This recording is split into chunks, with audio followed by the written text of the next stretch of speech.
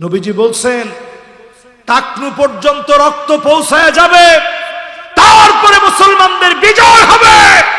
ওই বিজয় অর্জনের জন্য যুবক বৃদ্ধ প্রত্যেকে ঈমানি হিম্মত অর্জন করেন, জমিনে আল্লাহর দ্বীন কায়েমের জন্য প্রস্তুতি নেন।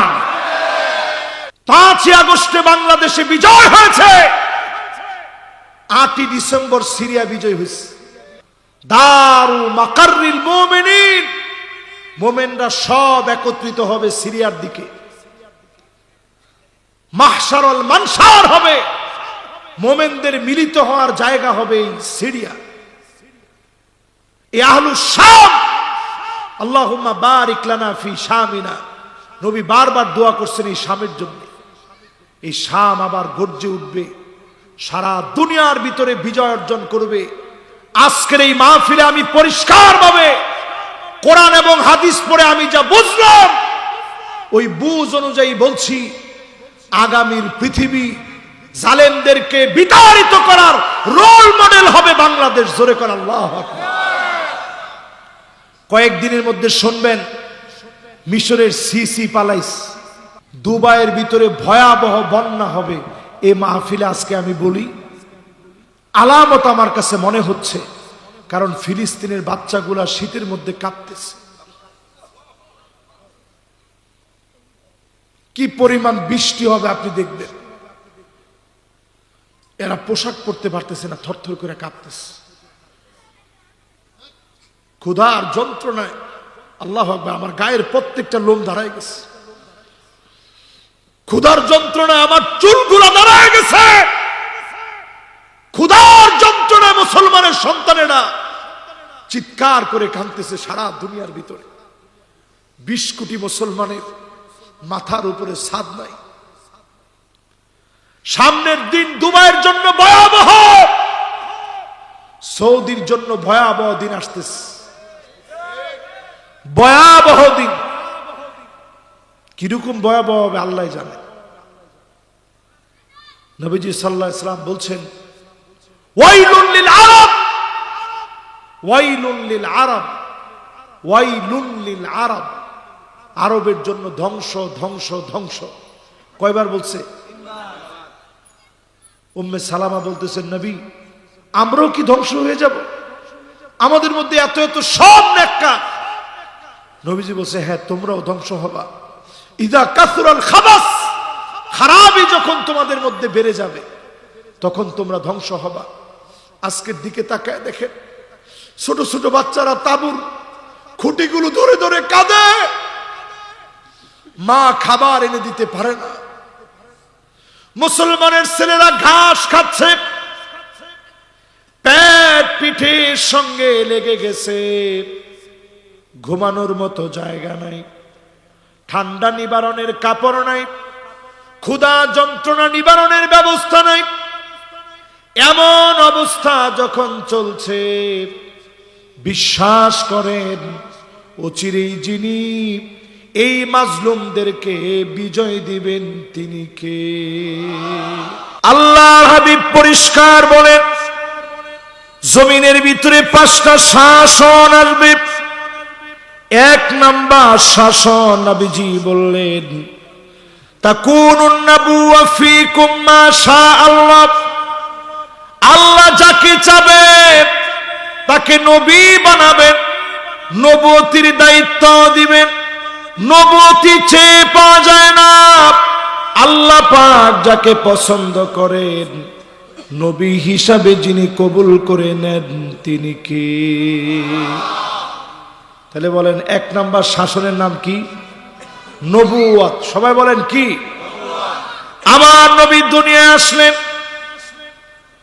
63 বছর হায়াতের ভিতরে আল্লাহ নবী, বিশ্ব নবী আমার, এই দুনিয়াকে শাসন করে দিয়ে শিখায় দিয়ে গেলেন নবুয়তির শাসন কাকে বলে। লাউ ফাতেমা বিনতে মুহাম্মদ লা সারাকাত লাকাতাত ইয়াদাহা। ফাতেমা যদি ভুল করে চুরি করে ফেলতেন, আল্লাহ নবী হাত কাটতেন, 1 মুহূর্ত দেরি করতেন না। এর নাম নবুয়তের শাসন। তিল পরিমাণ কাউকে ছাড় দেন নাই। বলেন আল্লাহু আকবার।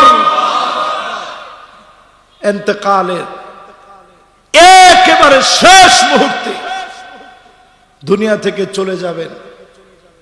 সাহাবায়ে কেরামদের সঙ্গে শেষ যে কথা নবীজির হচ্ছে, আল্লাহ নবী বললেন, মান কানাত মিন কিবালি মাযলামা ফালইয়াক্তাস মিন্নি ক্বাবলা আল কিসাস ইয়াউমাল কিয়ামাহ।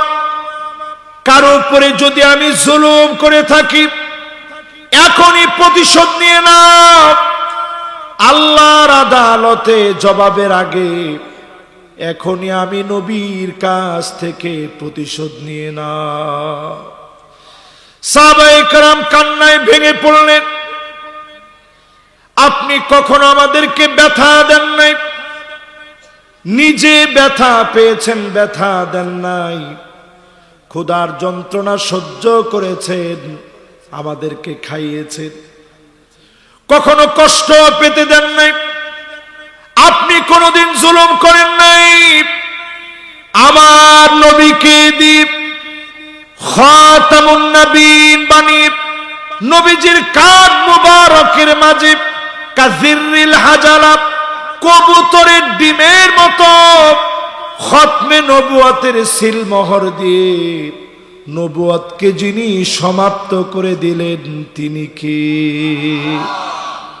এই পৃথিবীর শেষ দিন পর্যন্ত আর কোন নবী আসবে না। জোরে বলেন, কোন নবী কি আর আসবে? বলেন আসবে? আর কোন নবী কিংবা রাসূল আসবে না। ঈসা আলাইহিস সালাম চতুর্থ আকাশ থেকে আসবে। দুইজন ফেরেশতার ডানার ভিতরে বর করে দুই টুকরা কাপড় পরে। ইহরামের কাপড় কয় টুকরা? কয় টুকরা? এরকম দুই টুকরা কাপড় পরে তিনি আসবেন। দাড়ি থেকে টপ টপ করে পানিগুলা ঝরে ঝরে পড়তেছে।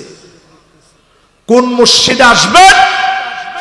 মানারাতুল বায়দা, ফিলিস্তিনের নামে, দেমাশকে। বলেন কোন মসজিদ? সবাই বলেন। সিরিয়া পুরোপুরি প্রস্তুতি নিচ্ছে। ঈসা আলাইহিস সালাম আসার আগে যা যা করা দরকার সব তারা করতেছে। মসজিদ উমাবি, মানারাতুল বায়দা, অনেকগুলা সাদা সাদা গম্বুজওয়ালা মসজিদ। এই মসজিদে ঈসা আলাইহিস সালাম নামবেন। দুজন ফেরেশতার ডানার মধ্যে ভর দিয়ে তিনি নামবেন। ঈসা আলাইহিস সালাম নেমে তিনি নামাজ আদায় করবেন। ইমাম বানাবেন ইমাম মাহদী আলাইহিস সালামকে। তিনি ওনার ইক্তেদা করবেন। সালাম ফিরা দেখবেন চতুর্দিকে দাজ্জালের বাহিনী দাঁড়ায় আছে। লবণ পানির ভিতরে ছেড়ে দিলে লবণ যেমনি করে গলে যায়, দাজ্জালের বাহিনী এমনি করে গলে যাবে। আবার দিন আসবে মুসলমানের, ইল্লা খালাহুল্লাহু কালিমাতাল ইসলাম, রন্ধ্রে রন্ধ্রে পতাকা উড়বে। আটকা দিতে পারবে না, পারবে না, পারবে না। সেই সময়টা আসতেছে ইনশাআল্লাহ। পরে খেলাফত ছাড়া ওই সময় সম্ভব।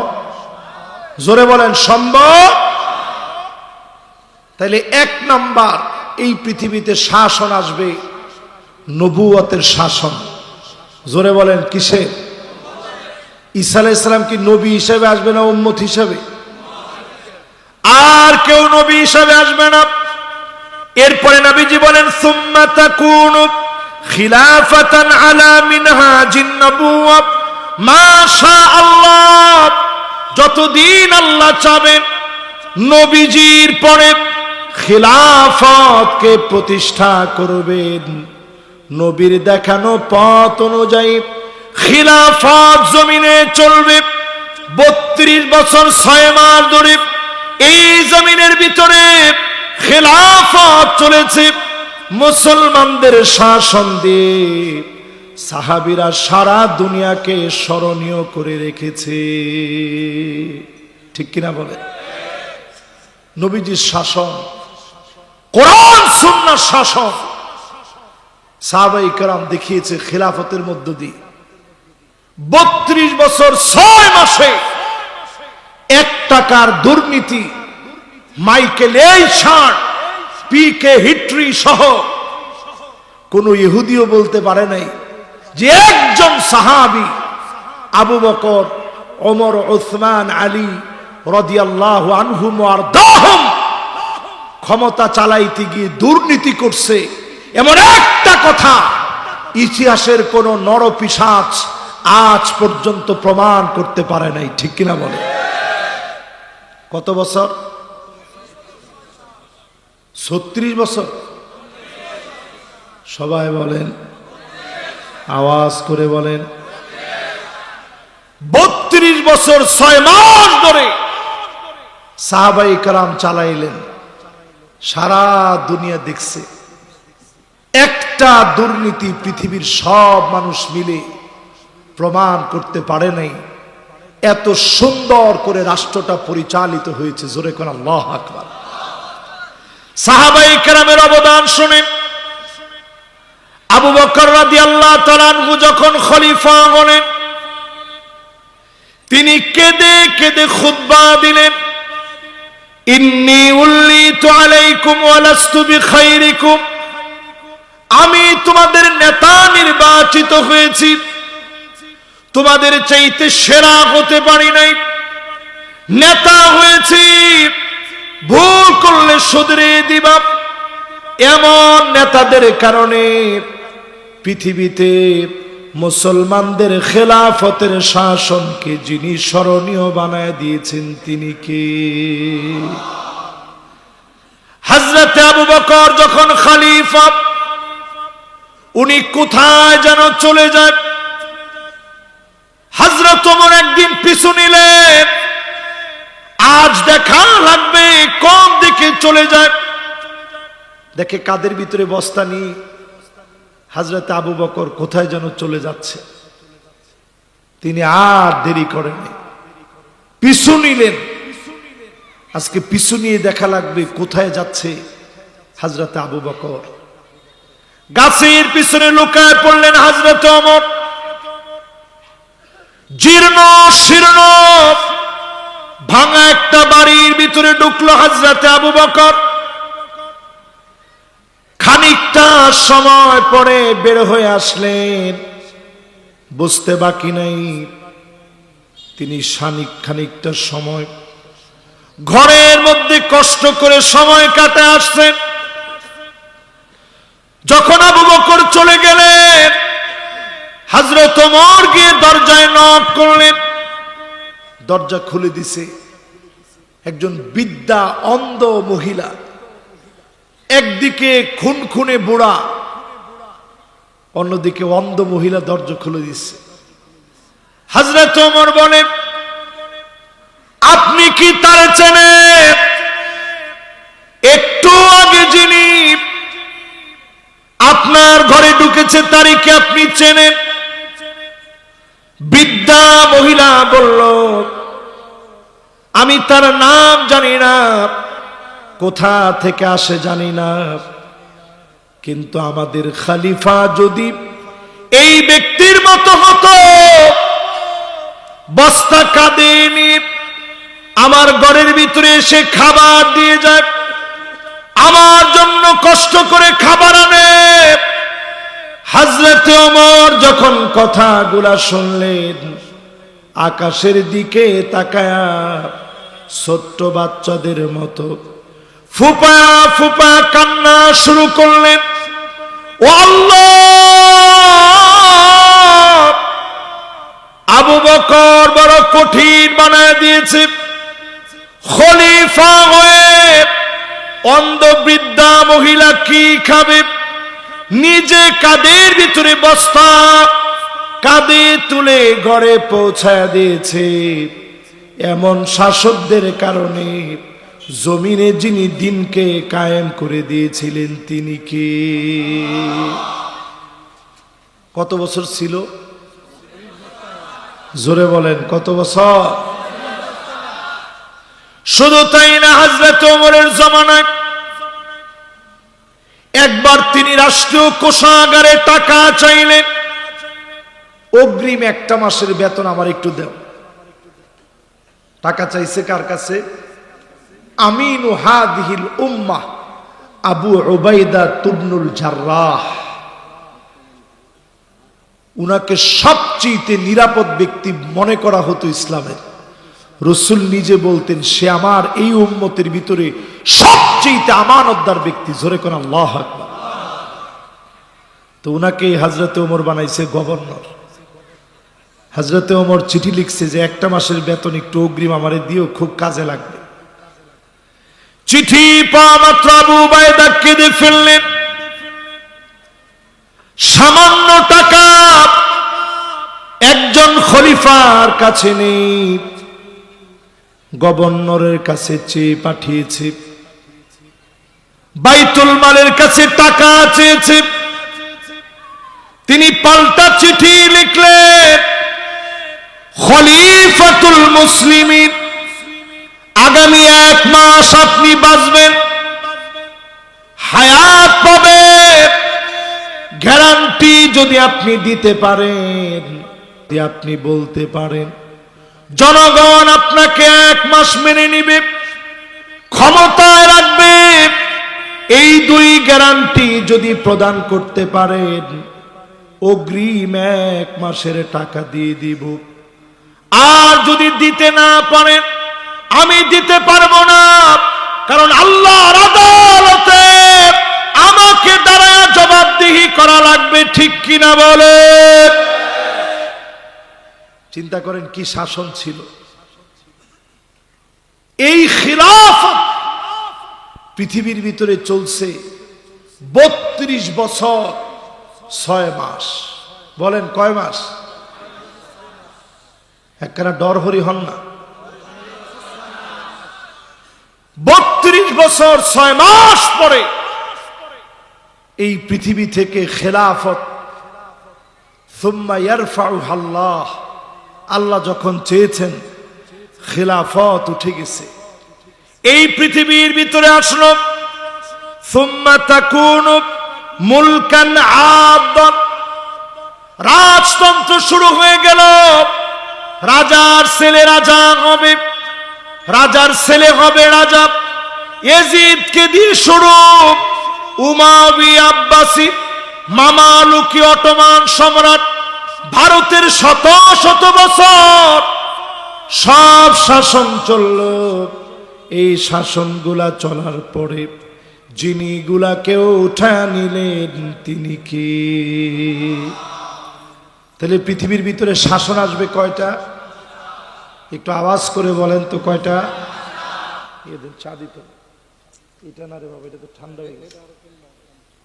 আহা, যেদিন ঝামেলা হয় ওই দিন সব দিকে ঝামেলা।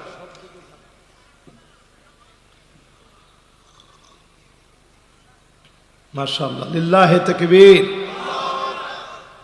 তাহলে পৃথিবীতে শাসন আসবে কয়টা? 1 নাম্বার শাসনের নাম কি? নবুয়ত। নবুয়তের পরের শাসনের নাম কি? খেলাফত।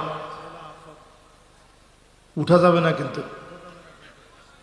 হায়রে, আমরা বক্তারা এরপরেও বুঝি না। দেখছেন? মাশাআল্লাহ, লিল্লাহি তাকবীর। তাহলে 1 নাম্বার শাসনের নাম কি? নবুয়তের পরের শাসনের নাম কি? খেলাফতের পরের শাসনের নাম কি? রাজতন্ত্র। 1000 বছর ধরে রাজতন্ত্র চলল। এই জমিনের ভিতরে 1000 বছর ধরে রাজতন্ত্র চলল। এই রাজতন্ত্রকেও যিনি উঠায়া দিলেন তিনি কে? এবার 4 নাম্বার শাসনটা শুনেন। কষ্ট মনে একটু বেশি হয়ে গেছে। মাশাআল্লাহ, একেবারে কষ্ট বেশি হইল। আমরা মোটামুটি মনোযোগে আছি, সবাই না হইলেও কিছু লোক তো মনোযোগ নিয়ে শুনতেছে। তার মানে বোঝা যায় মাঝে মাঝে সুর না দিলেও আপনারা অনেকে শুনবেন। এবার বলেন তো দেখি কয় নাম্বার শাসন? জোরে একটু আওয়াজ করে বলেন, কয় নাম্বার? সুম্মা তাকুনু মালিকান জাবারিয়া, স্বৈরা শাসকরা আসবে, জুলুম নির্যাতন নিপীড়ন করবে, আলেমদেরকে জেলে রাখবে, কোরআন প্রেমিকদেরকে মারবে, জাতির শ্রেষ্ঠ সন্তানদেরকে অপদস্থ লাঞ্ছিত করে ফাঁসির মঞ্চে যারা ঝুলাবে এরা জালেম, এদেরকে যিনি টুকরা টুকরা করে দিবেন তিনি কে? এ ওয়াদা কার? নবীজি জানায় দিলেন এইরকম জালেমরা আসবে যারা অত্যাচার আর জুলুম করবে। আল্লাহ এদেরকে উঠায় নেবেন। জালেমরা যখন উঠে যাবে পালায় যেতে বাধ্য হবে, সঙ্গে কিছু নিতে পারবে না, ভাত পর্যন্ত খেয়ে যেতে পারবে না।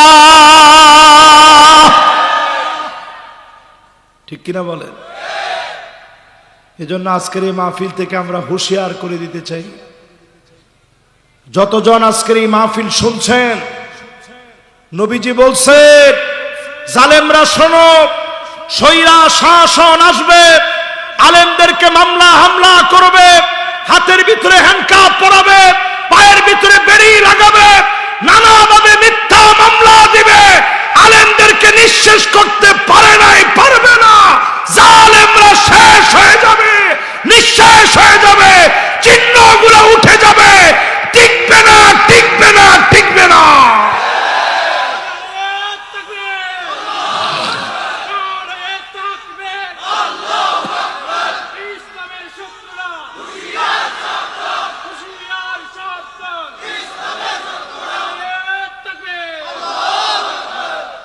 তাহলে বলেন এই পৃথিবীতে শাসন আসবে কয়টা? এক নাম্বার শাসনটার নাম কি? নবুয়তের পরে কি? লিল্লাহে তাকবীর। আবার আসতেছে পৃথিবীর ভিতরে কি আসতেছে একটু শোনাবো এখনই আপনাদেরকে। খেলাফতের পরে কি? রাজতন্ত্রের পরে কি? গেছেনি? কথা কয় না। আছে পালাইছে তো কইছে তিনজনে, সবাই বলেন। আমার পিচ্ছি বাচ্চা বলে পালাইছে রে পালাইছে। আমি কে?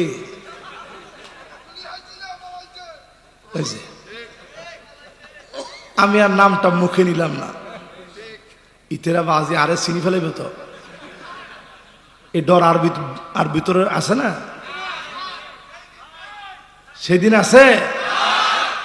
আল্লাহর হাবিব পরিষ্কার ভাবে জানায় দিলেন সুম্মা তাকুনু খিলাফাতান আলা মিনহাজি নবুওয়াতি।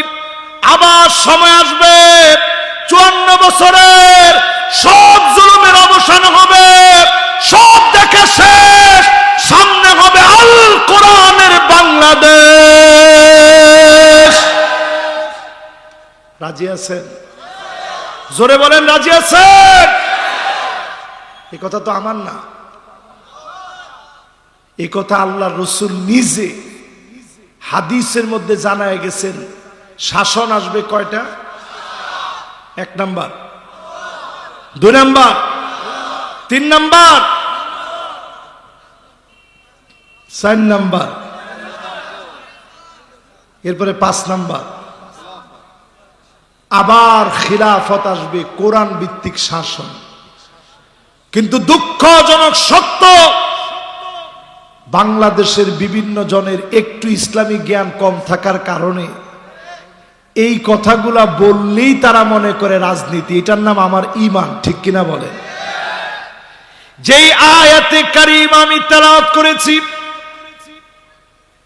5 নাম্বার খিলাফত আসার জন্য নবীজি বললেন সুম্মা সাকাত, আল্লাহর উঠায় নিবে না, খিলাফতের শাসন যখন আসবে, সারা দুনিয়ার ভিতরে মুসলমানদেরকে যিনি শক্তিশালী বানায়া দিবেন তিনি কে? ও মুসলমান, একটু তাকায় দেখেন, 2 কোটি মুসলমান মার খাচ্ছে। কয় কোটি? একখানা ডর হরি হন না। 2 কোটি মুসলমান আজকের রাত্রে পর্যন্ত মার খাচ্ছে। কে রে? ও বাজি রে বাজি, ইন আরেকটা ওয়াজ না?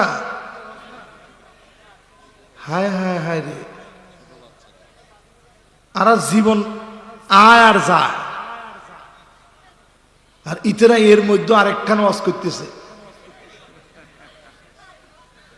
এবার একটু আমার দিকে আপনারা তাকান, আমার কথা বুঝতেছেন তো আপনারা? চিটাগাং এর ভাষা আলহামদুলিল্লাহ একখানা একখানা আমি বুঝি আর কি, পুরাপুরি পারি না। ইনশাল্লাহ আর কিছুদিনের মধ্যে পুরাপুরি ইনশাল্লাহ পারি ফেলাইম না ইনশাল্লাহ। একখানা একখানা অর্থ না আলহামদুলিল্লাহ, বেশি না কম? ছোট না কয় একখানা একখানা আর কি। এবার আপনারা কন, বাংলাদেশকে যদি ভারতের হাত থেকে রক্ষা করতে হয়, আগামী দিনে মুনাফিকি বাদ দিয়ে খিলাফত প্রতিষ্ঠায় 8টা কাজ হাতে নিতে হবে। জোরে কন, কয়টা? আর জোরে। ওয়ানিহকুম বাইনাহুম বিমা আনজালাল্লাহ। ও নবী, বিচার করা লাগবে কোরআন দিয়ে। আওয়াজ করে বলেন, কি দ্বীপ? আর জোরে, কি দ্বীপ? মাশাআল্লাহ, মাওলানা সাহেবরা আমার পাশে বসা আছে। এটা কোরআনুল কারীমের সূরা মায়েদা 49 নং আয়াতের প্রথম অংশ। বিচার করা লাগবে কি দিয়ে? 54 বছরে সব পেয়েছি, কোরআন ভিত্তিক একটা বিচারও বাংলাদেশে পাই নাই। 164 বছরে বস্তা প্রচার ওই ইংরেজ ব্রিটিশদের আইন অনুযায়ী আজ আমার দেশ চলতেছে কোরআনের আইন অনুযায়ী। একটা বিচারও পরিচালিত হয় না। ঠিক কিনা বলেন? দুঃখ লাগে না? এই দুঃখ যদি মুছতে হয়, ছোট ছোট বাচ্চারা স্লোগান দিয়েছে, উই ওয়ান্ট জাস্টিস। ইনজাস্টিস আর আমরা চাই না, ন্যায় বিচার চাই, বৈষম্যের বিচার চাই না। জমিনে যদি খিলাফত কায়েম করতে হয়, বিচার লাগবে কোরআন দিয়ে বিচার। জোরে কোন, কি দিয়ে বিচার? এই জন্যই দেখবেন গরম বাদ দিলে যেমন বিড়াল বেজার, গরম বাদ দিলে কে বেজার? আর হক কথা বললে আহাম্মক বেজার। আহাম্মক ছিলেন না? হক কথা বললে আহাম্মক বেজার হয়। গরম ভাব দিলে যেমন বিড়াল বেজার হয়। আজকের মাহফিল থেকে পরিষ্কার বলি, যদি বাঁচতে হয় কোরআনের বিচার লাগবেই, না হলে গৃহযুদ্ধ শুরু হয়ে যাবে। ঠিক কিনা বলে? টের পাইতেছেন না তো? টের না পাওয়ার কারণে ইতেরা আজকে এক কথা কালকে আরেক কথা কয়। 2 নম্বরে আল্লাহ রাব্বুল আলামিন বলেন, ওয়ালা তাত্তাবি আহওয়াহুম, মন গড়া কোনো বিচার চলবে না। আওয়াজ করে বলেন, কি গড়া? আরো জোরে, কি গড়া? আমাদের প্রিয় আল্লামা দেলওয়ার হোসেন সাইদি রহমতুল্লাহ আলাইহি 50 বছরের উপরে এই মাটির মধ্যে তাফসীর করলেন। উনাকে যারা রাজাকার বলেছ, দিনের পর দিন জেল খাটিয়েছ, তোমাদের নাম নিশানা নাই, প্রিয় আল্লামার নাম তোমরা মুছে দিতে পারো না। ঠিক কিনা বলেন? যেতে প্রিয় আল্লামার নামে মৃত্যুদণ্ড দিয়েছিল মানিক কেনা ও বাজির, ইতের মতো এরকম একটা নিষ্পাপ মানুষ আর আসেনি। এদের কি নিষ্পাপ চেহারা, কলা পাতার মধ্যে এবারে শুয়ে রেখে, তো ডাইরেক্ট শুয়ে রেখে, বালিশ ছাড়া, বালিশ টালিশ কিচ্ছু নাই, এবারে একবারে সহজে কলা পাতার মধ্যে শুয়ে রেখে। তো এরপরে সিলেটের লোক, চিটাঙ্গের লোক তো একরকম। সিলেট আর চিটাঙ্গের মানুষ মেহমানদারিতে কমতি করে না, এজন্য এবারে এমন মেহমানদারি দিছে আলহামদুলিল্লাহ। আর কি কি খাবি, খালি হাস্যটা বাকি রাখছে। এবার চিন্তা করেন মুসলমান, মন গড়া বিচারপতিদেরকে শোনায় দিতে চাই, আমার সুপ্রিম কোর্ট হাই কোর্টের ভিতরে বিচারপতি মানিক্যর অসহায় ছবি, কলা পাতায় ঝুলানো ছবি সব জায়গায় টানায় দেওয়া দরকার, ঠিক কিনা বলে? মাথাটাকে ব্লার করে দিয়ে, যাতে অন্তত ছবির গুণাটা না হয়, মাথার অংশটারে ব্লার, অন্ধকার করে দিয়ে নিষ্পাপ মানুষটারে কলা পাতার ভিতরে শোয়ায় রাখছে। সুপ্রিম কোর্টের সব জায়গায় টানায় দিয়ে বিচারপতিদেরকে বুঝায় দেওয়া দরকার, মন গড়া বিচার আমরা চাই না, ঠিক কিনা বলে? 3 নম্বরে প্রিয় ভাইরা আমার, 3 নম্বরে আজকে আমি যদি সিদ্ধান্ত নিই খিলাফত প্রতিষ্ঠা করব, ওয়াহদারুহুম আন ইফতিনুকা আন বা'দি মা আনজালাল্লাহু ইলাইক। নবী সতর্ক থাকা লাগবে।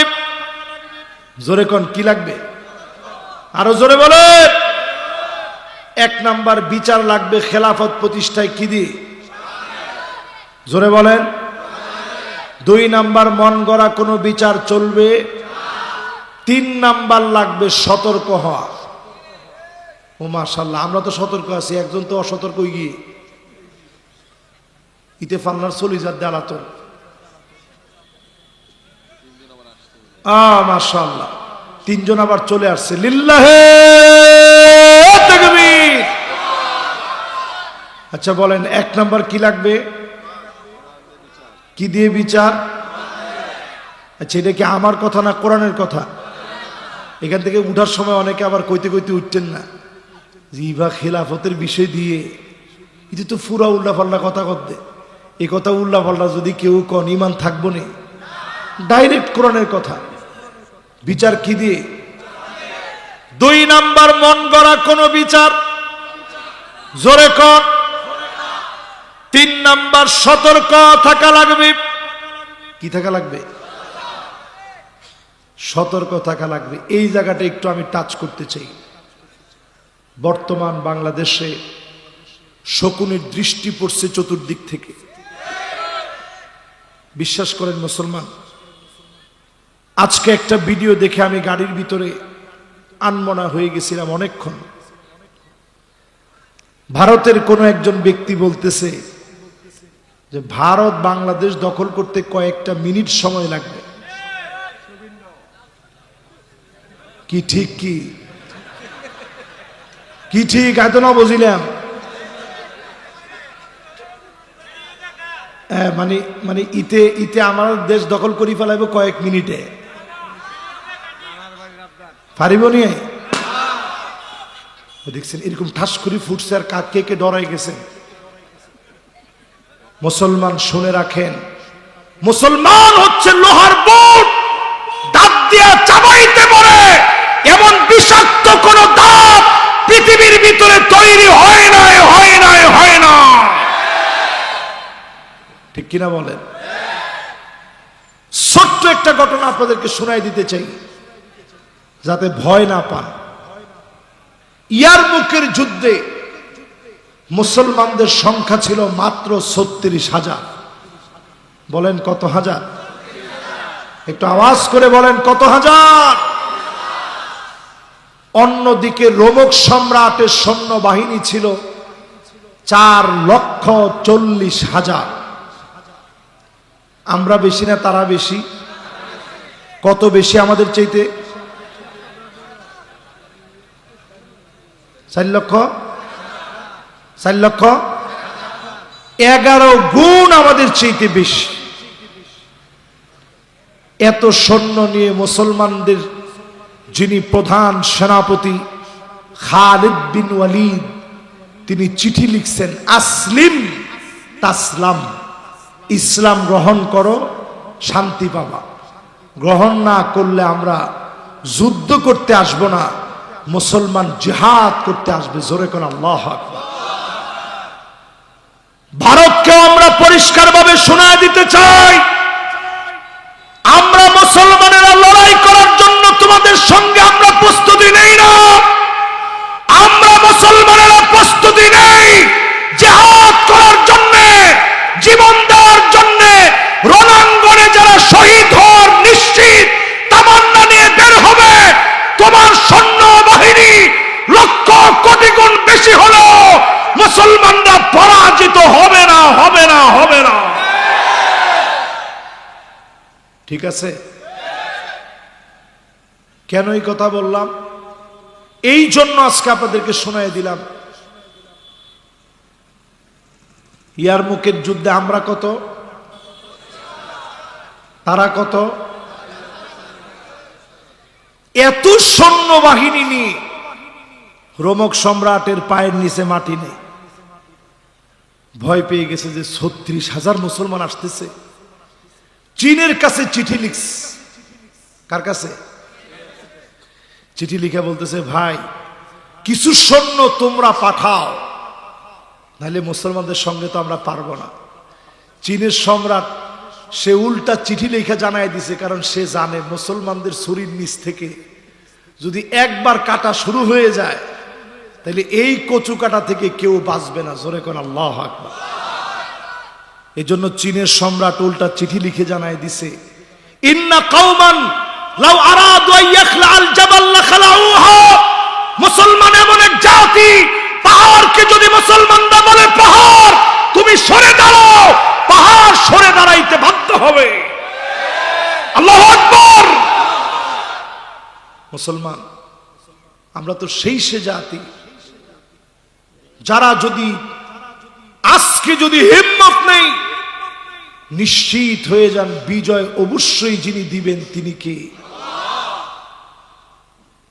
তাহলে এবার কত দেখি ইয়ারমুকের যুদ্ধে মুসলমানের সৈন্যবাহিনী কত কত? মাশাআল্লাহ, একেবারে একের মনোযোগ আছে। আমি তো এইদিকে তেমন তাকাই নেই, এতগুলা ভাই মাশাআল্লাহ শুনতেছি।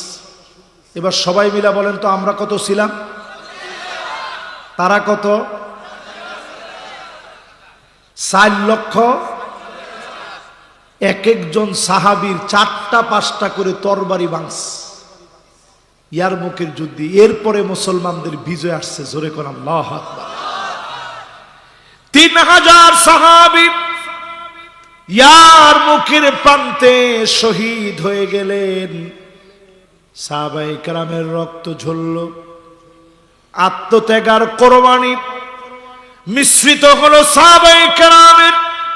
ইয়ারমুকের প্রান্তে যেভাবে বিজয় এসেছে, সতর্ক থাকা লাগবে, পূর্ণ সতর্ক হওয়া লাগবে, কাফেরদের ব্যাপারে সজাগ থাকা লাগবে। অবশ্যই যিনি আমাদেরকে বিজয় দিয়ে দিবেন তিনি কে? তাহলে 1 নাম্বার খেলাফত প্রতিষ্ঠায় আমাদের দায়িত্ব কি? কোরআনের বিচার। 2 নাম্বার কি? মাশাআল্লাহ, ন্যায় বিচার, মন গড়া বিচার বাদ দেওয়া। 3 নাম্বার কি? এই জন্য বন্ধুদের ব্যাপারে সতর্ক হন। কখনো কখনো বন্ধু বন্দুক রূপে আমাদের দিকে তাক করে, ঠিক কিনা বলেন? মিলেনি এগুলা, যা যা বলতেছি মিলে। এরপরে 4 নম্বরে আল্লাহ রাব্বুল আলামিন বলেন, কষ্ট হইতেছি না আপনাদের? আর 15-20 মিনিট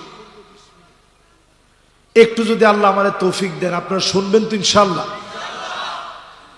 4 নম্বরে আল্লাহ রাব্বুল আলামিন ইরশাদ করেন, ফাইন তাওয়াল্লাউ ফাআলাম আন্নামা ইউরিদুল্লাহু আইয়ুসিবাহুম বিবাদি যুনুবিহিম।